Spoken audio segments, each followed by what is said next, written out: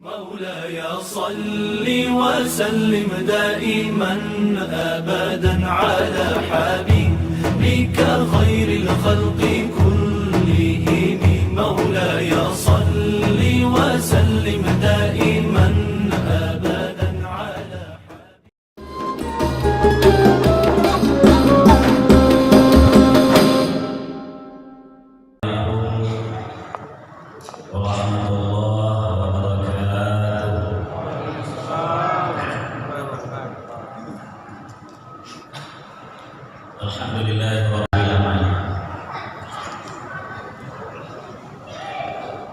Menyebut angka 13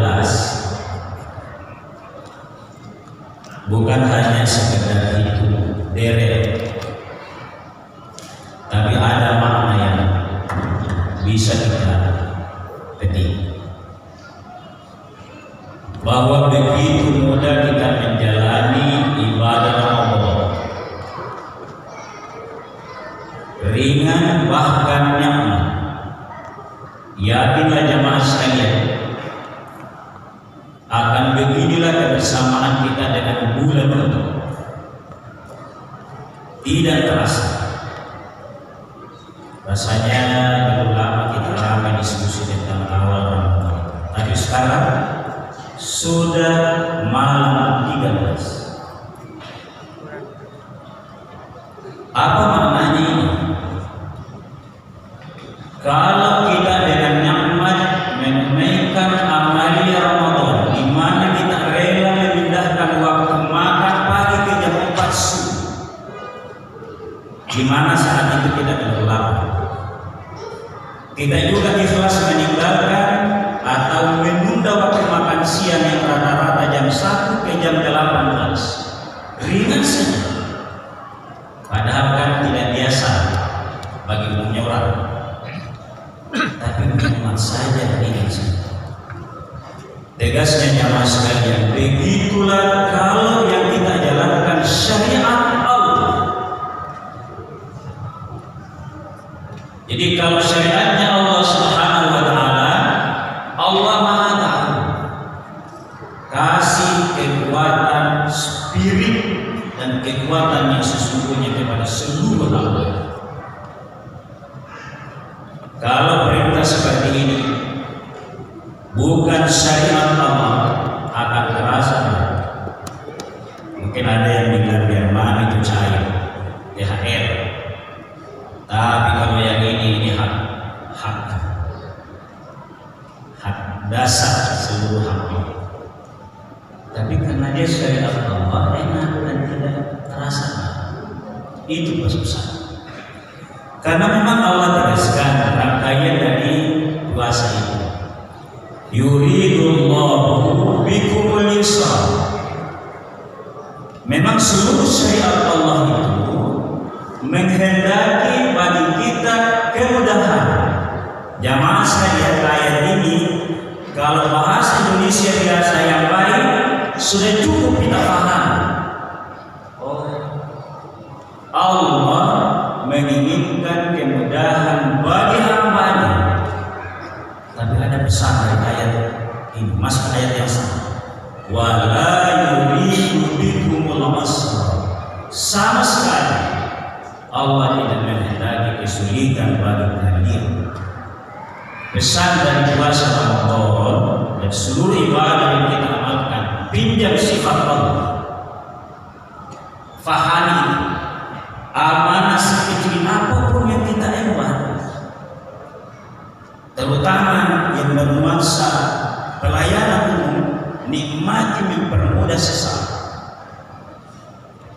Jangan ada nuansa mempersulit, itu jauh dari nilai yang besar tadi. Itu besar dalam surah Al-Baqarah 1. Jemaah sekalian, ini baru mukadimah, tapi tetap ikut ya. Panitia memberikan kepada saya tema yang awalnya saya hampir bertanya, seperti yang disebutkan tadi. Kaidah fikih dalam puasa. Bayangan saya kalau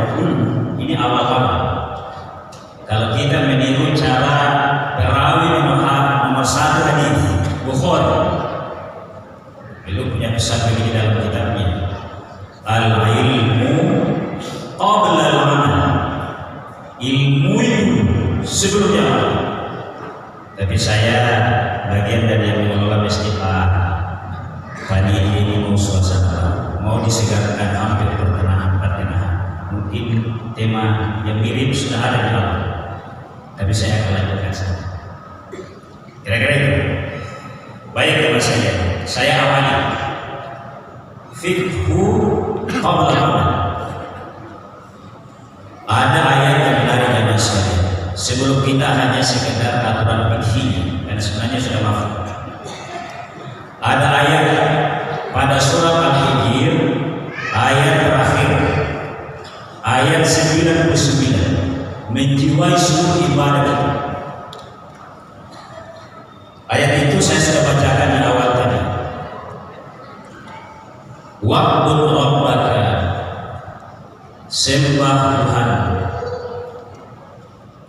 hatta sampai ya'tiyaka, datang kepadamu, al-yaqin, keyakinan, nilai, prinsip. Zahirnya ayat bahwa seluruh ibadah yang kita lakukan itu mestinya melahirkan sebuah nilai pada diri kita. Mana satunya begini, kalau ada di antara kaum mukminin dalam menjalankan ibadah, bukan hanya puasa, selalu masih tidak tenang, tidak merasakan sebuah pendirian yang tegak yang menjadi sikap hidupnya, jangan berhenti mengkaji ayat itu. Pesan-pesan itu akhirnya pesan daripada orang bersyahadat kan satu, boleh sih, tapi kalau Anda bersyahadat, jadilah hamba dari satu, tenang hidup. Pesannya itu. Kalau salah, jadilah orang yang tawadu. Sehebat apapun posisinya, tawadulah di hadapan Tuhan. Itu salah. Prinsip-prinsip itu kira-kira minimal. Kalau zakat, sedekah, infak, wakaf, apa pesannya? Banyak di antara kita jamaah sekali. Mungkin ada di antara kita yang ada rezekinya, yakin bahwa saya sesungguhnya tidak mampu menjaga itu ya Allah. Saat di sini, saat di sini. Ini ada di antara kita banyak sekali. Tapi dia tidak masuk masjid sebelum kasih masuk kota aman atau nanti di masjid. Kenapa? Sedikit yang saya kasih masuk kota aman, tapi inilah yang menjaga rezeki saya. Saya berinfak kepada Allah. Maknanya itu kalau infak sebetulnya dijaga diri kita, keluarga kita dengan senang. Nah kalau puasa tentu menjadi manusia yang mana. Nah itu jamaah sekalian. Saya tambahkan sedikit sebelum fikihnya, insyaallah singkat fikih. Ini rohnya ayat ya, tapi saya akan kutip tafsir dari Ibnu Katsir. Kalau teman saya Pak Imam yang qari kita tadi yang luar biasa suaranya, itu tahu bahwa nama asli kitab itu adalah Tafsir Qur'anil Azim. Cuma mudahnya kita ini secara umum mengingat namanya saja. Sama juga Al-Qurtubi. Beliau menafsirkan begini ya Mas, bahwa kata al-yaqin dalam ayat wa'bud rabbaka hatta ya'tiyakal yaqin, kata al-yaqin di situ adalah jangan berhenti memberikan kualitas kepada ibadah yang kita amalkan sampai datang kepada kita sesuatu yang paling pasti. Apa yang paling pasti dalam hidup kita selain adanya Allah? Yang paling pasti dalam kehidupan ini adalah kematian. Nah, Ibnu Katsir menegaskan bahwa jangan berhenti, karena itu yang menjadi modal menghadap kepada Allah Subhanahu wa taala dengan memperbaiki ibadah itu. Nah, nanti fikihnya akan mengarah ke sini. Wa'bud rabbaka hatta ya'tiyakal yaqin.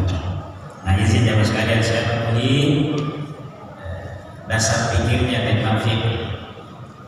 Kira-kira yang dimaksud panitia adalah seluk-beluk yang terkait dengan kaidah fikih. Saya merujuk saja kepada ayat 183, 184, dan boleh jadi itu ada yang terjadi. Pada ayat 184 dengan tegas Allah ajarkan kepada kita, faman kana minkum mariyadun. Ini fikihnya ini. Barang siapa di antara kalian yang sakit, au ala safarin, dan dalam perjalanan, fa'iddatun min ayyamin ukhra, tundalah kepada hari lain, tentunya di luar Ramadan. Kalau perjalanan yang boleh menqadha, baik sholat, karena sholat juga bisa kalau dalam perjalanan, dan puasa, itu perjalanan ulama fikih kita menghitung sekitar 48 mil. Kira-kira kalau kita dari sini menuju Selayar di Jeneponto sudah bisa, karena itu sekitar 77 kilo. Nah, ini fikihnya ini. Fikih itu jamaah sekalian adalah ketetapan hukum yang dijihadkan oleh ulama karena di Al-Quran dan hadisnya tidak menyebut panjangnya. Nah, itu fikih. Makanya kalau beda-beda boleh beda, tapi insya Allah tidak terlalu berjauhan bedanya. Itu fikih. Kemudian ayat selanjutnya, faman kana minkum maridan aw ala safarin fa'iddatun min ayyamin ukhra wa 'alal ladzina yutiqunahu. Mungkin ada di antara kita, keluarga kita, saya orang tua saya sudah kena, malah sering mager, sudah kena giliran istitoah untuk menunaikan rukun yang diimpikannya, belum bisa karena kurang sehat. Barang siapa yang yutiqunahu sudahu, tidak mampu, wa 'alal ladzina yutiqunahu fidyatun ta'am miskin. Kalau dia sudah tidak mampu, dan menurut pengalaman lebih bagus kalau diperkuat oleh ahlinya, dokter, sudah menyesal, sudah 80 tahun memang sulit ini. Itu baru ingat, kita tidak akan sehat begini terus ya mas. Kalau ada demikian, maka fidyatun ta'am miskin, membayar fidyah dengan memberi makan kepada orang miskin. Kita singkat saja ini karena sudah ada edaran dari Basnas, zakatnya sekian, fidyahnya sekian. Itu istilahnya dalam agama kita satu mud. Satu mud ini satu makan orang sesuai yang dia konsumsi sehari semalam. Tapi saya perhatikan kalau kita diskusi dengan Basnas dan pengalaman di masjid-masjid, umat Islam Indonesia dengan kehebat, jarang orang yang mau bahas.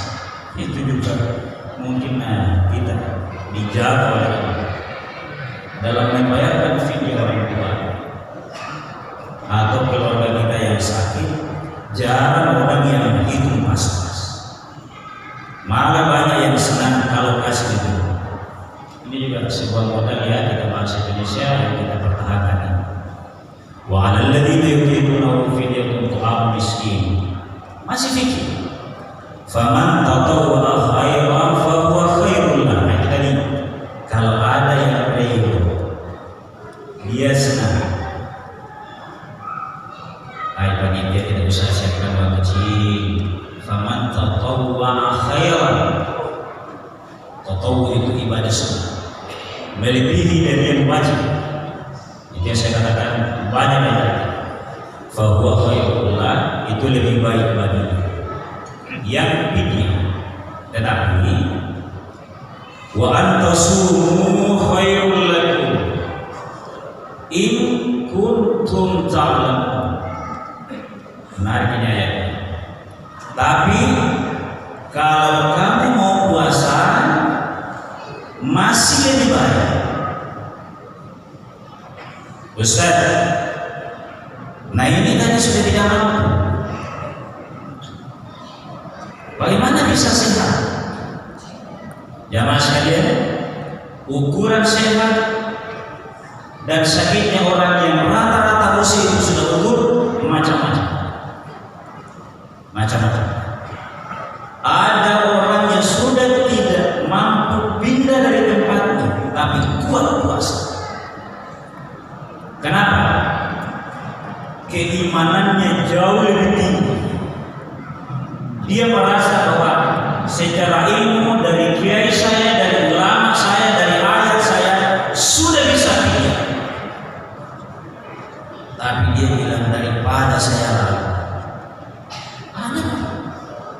Saya berkomunikasi orang karena terkait dengan ini. Bahkan dia bilang, Pak, saya mau beli kambing karena ini saya cerita orangnya ya, karena ada orang yang datang minta tolong mau jual kambingnya sekian, tapi saya punya kasih lebih, dan syukurnya saya sudah khatam satu kali dengan senang hati orang tua itu mengatakan itu, dan dia kuat puasa. Kenapa Mas? Karena memang wa antasumu khairul lakum. Kalau kalian puasa, baik yang dalam perjalanan tadi,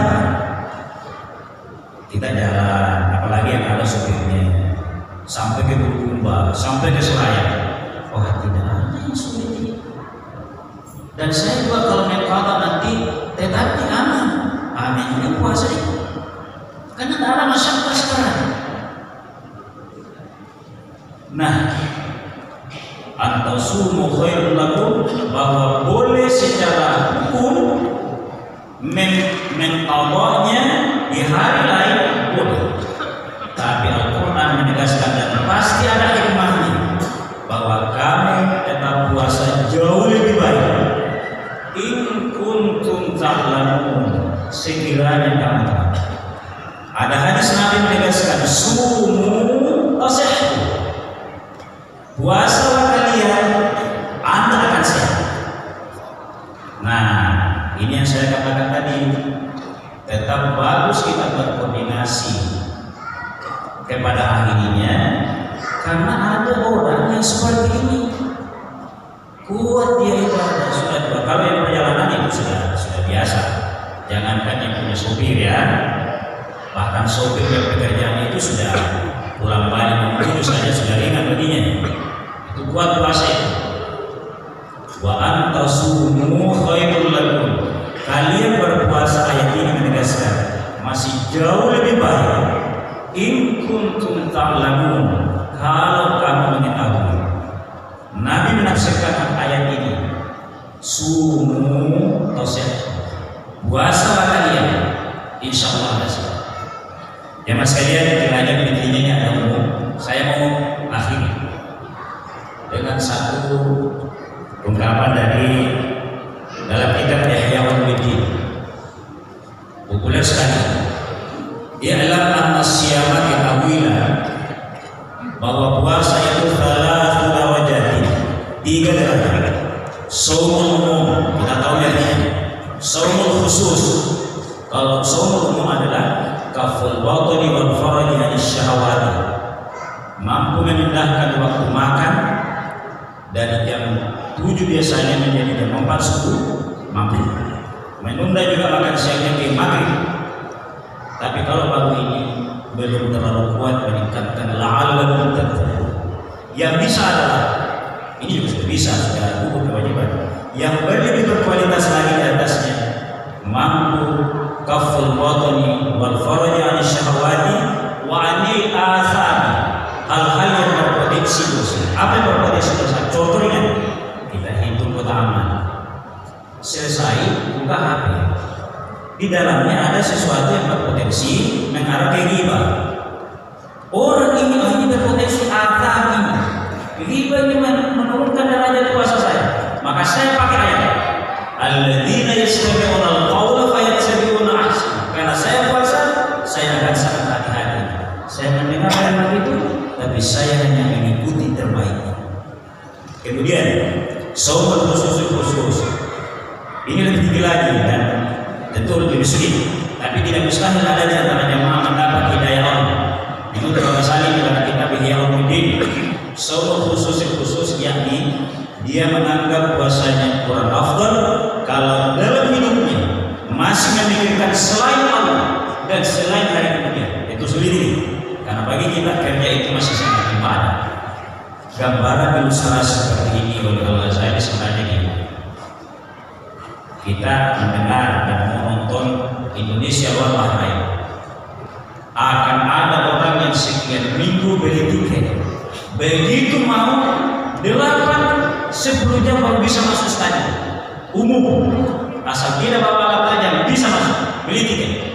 Tapi akan ada orang yang justru dia ditunggu, dia dikasih jalan masuk ke stadion itu karena dia yang bermain. Ini mulai ada khasnya. Tapi ada lagi satu, ada semua yang lain justru dia yang harus membuka. Inilah yang sulit dan ini istimewa. Ibaratnya kalau yang ditunggu itu adalah gubernur atau wali kota, betapa sulitnya. Itu dunia. Kita dikasih tahu oleh agama bahwa ada upaya dari kita untuk mencapai puasa yang lebih mengantar kita kepada yang sempurna di sisi Allah Subhanahu wa taala. Sekian demikian, mohon maaf atas segala kekurangan. Assalamualaikum warahmatullahi wabarakatuh.